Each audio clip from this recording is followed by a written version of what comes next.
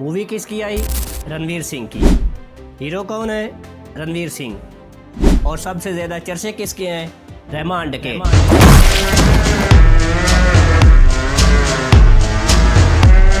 आजकल बॉलीवुड फिल्म धर्मेंद्र का एक मंजर सोशल मीडिया पर खूब वायरल हो रहा है, जहां अक्षय खन्ना रहमान डकैत के किरदार में मकामी रक्स पेश करते दिखाई देते हैं।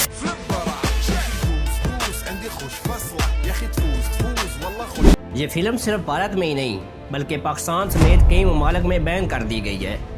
रिपोर्ट्स के मुताबिक फिल्म में पाकिस्तान को मनफी और मुजरमाना अंदाज में पेश किया गया है, जिसकी वजह से मुतअद्दिद ममालिक ने इस पर पाबंदी लगा दी है। लेकिन यहाँ एक दिलचस्प तसाद सामने आया है। फिल्म के तमाम तनाज़ात के बावजूद इसका पाकिस्तानी किरदार रहमान डकैत पूरे पाकिस्तान और इंडिया को हला कर रख दिया है। दरअसल इसका स्टाइल देखते देखते फेमस हो गया।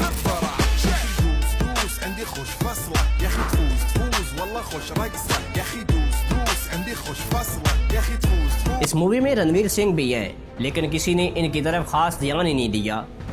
सबकी नजरें सिर्फ और सिर्फ रहमान डकैत के स्टाइल पर थी।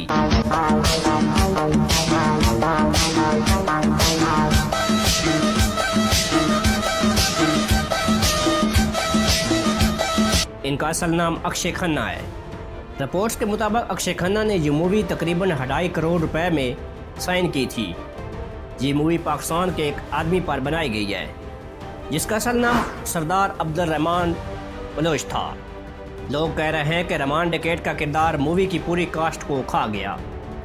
इस मूवी में हीरो भी है और हीरोइन भी, लेकिन सच ये है कि लोगों ने ना हीरोइन को देखा और ना ही रणवीर सिंह पर कोई खास तवज्जो दी। सारी तवज्जो सिर्फ और सिर्फ रहमान डकैत के किरदार पर रही। इसका स्टाइल देखते देखते फेमस हो गया और इसने पूरी मूवी की चमक चुरा ली। लेकिन असल सवाल ये नहीं कि फिल्म में क्या दिखाया गया। असल सवाल ये है कि हकीकी ज़िंदगी में रहमान डकैत कौन था। मुख्तसर लफ्ज़ों में सरदार अब्दुल रहमान बलोच उर्फ रहमान डकैत लियारी का बदनामे ज़माना अंडरवर्ल्ड डॉन था। 1976 में ईरान से आने वाले एक बलोच ख़ानदान में पैदा होने वाला रहमान ऐसे माहौल में पला बड़ा जहाँ इसके वालिद और चचा पहले ही मंशियात के कारोबार में वाबस्ता थे। जुर्म की दुनिया में इसका आगाज़ माज 13 बरस की उम्र में हुआ। वक्त के साथ साथ वो कत्ल, अगवा, मंशियात, बत्ताखोरी और नेटो सप्लाई पर हमलों समेत 100 से ज़्यादा संगीन वारदातों में मुलव्वस रहा।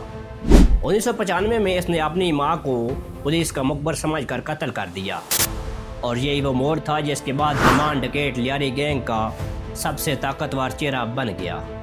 इसने अमन कमेटी के नाम से अपना नेटवर्क कायम किया, जिसका असर लियारी से निकलकर मलेर और कुरंगी तक फैल गया।